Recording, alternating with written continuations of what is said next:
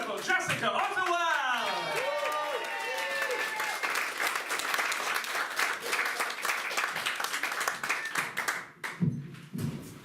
Hello, hi. I don't mean to brag, but I have had scabies. I know, it's exciting, right? I got it for a towel in Greece. Most people, right, they go on holiday, get a bottle of ouzo, come back, hope for the best. But there's always one, isn't there? Always one that wants something a bit more exotic that's difficult to take back on the plane. But yeah, so I've been squirreled away in a castle, banished from society for a week. I mean, technically I've been in a top floor flat and I'm able to go to work, but I like to get the drama out of these situations, I really do. They said to me, do you know what, Jessica, you can't actually go anywhere. The mites, they're mating on your skin. I was like, oh, finally someone is, at least something is, you know, it's been quite a while. And yeah, I thought to myself, you know, I've got it going on. I clearly have. It's where they want to be. I'm a 5'4" love hotel.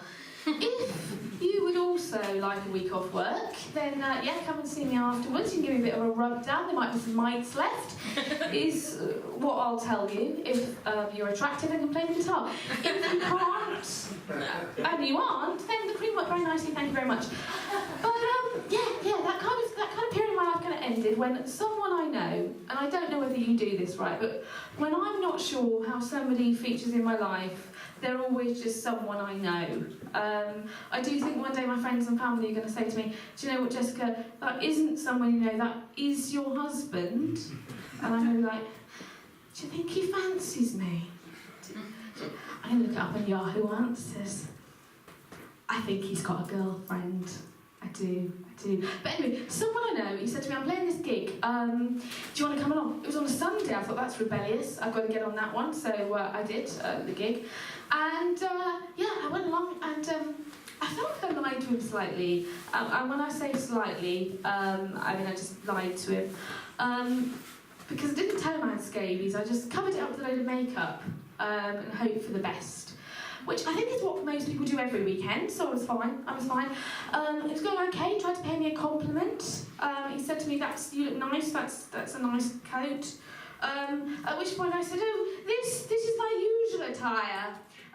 In that accent and with that hand gesture. Because, to be fair, at that point, I hadn't spoken to anyone or seen anyone for a week. But what I do like to think about, that's a bit of an insurance sign, right? So if anyone wondered where I got scabies from, it was only ever going to be from a towel. But before that though, I mean, at the start of the year, I had turned into a bit of a MILF. I haven't got any kids, so I'm sort of an elf. I would, or an elf. They're quite good at Christmas, aren't they? But generally what it means, right, is everyone who's starting to approach me is about a decade younger than I am, which generally is, I mean, look, I am allowed on public transport without use of a tag before you all start running away. It's not that bad. Barbara Streisand does not have to validate my actions.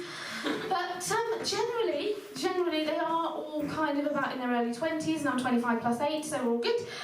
It's weird though, right? Because do you ever find that Mick Jagger does it? It's part of his job. I do genuinely think that, you know, his new wife hasn't been born yet. Rod Stewart does it, it's funny. I do it, they're like, Jessica, are you having a breakdown?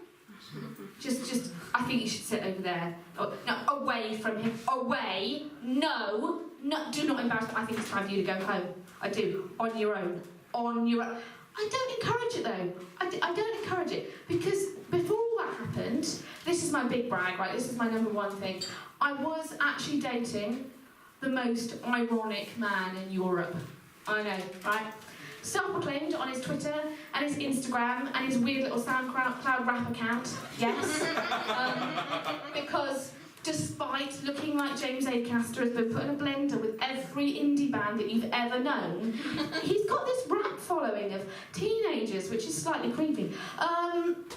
But yeah, I mean, we know who's responsible for Brexit, don't we? You know, when people said they wanted to leave, they just wanted to get rid of him. But yeah, I do him a disservice. He has had a lot to put up with as a 6'4", white, privately educated male. The injustice he has faced has just been appalling. I mean, when I met him, he was living in a pretty ghetto area, pretty bad area. Even Google Maps won't go there. Cheltenham? I don't know, you might know. I don't know why you're sort of perplexed at that. Straight Out of Hampton was quite a good album, according to him. But yeah, he used to absolutely hate it though, right, when I talked about him on stage. Absolutely hate it.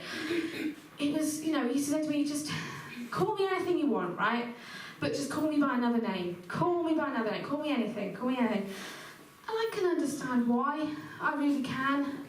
His name's really, really rare. And if I told you it, you'd know it. You'd know him. You really would.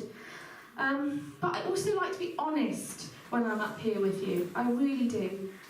So I think just this once, maybe I should tell you, but I know you're going to see him next week, and you're going to tell him about this. I know you'll make one of those faces. But, okay, just this once. His name's Dave. I know, I'm sorry to put that on you, I really am. I can't think of many Daves either. The ones I can, they're all awful. Dave, the TV channel full of repeats. David Cameron, an awful person. And if we really think about it long and hard, and believe me, I have, when the cameras have stopped rolling, do we really know that David Attenborough has never kicked a penguin? Dave wanted to move to Birmingham. I don't know why, I think he thought it was edgy or further away from me. I didn't check. But yeah, he didn't even move, right, I'll leave you on this, but he didn't even move to the cool part of Birmingham with the gigs and the art galleries and all the venues and all the places I thought he'd like. No, he moved to the comedy part of Birmingham. Do you know where the comedy part of Birmingham is? Bourneville. Because do you know what's in Bourneville? The chocolate factory. Do you know what else is in Bourneville? Absolutely nothing.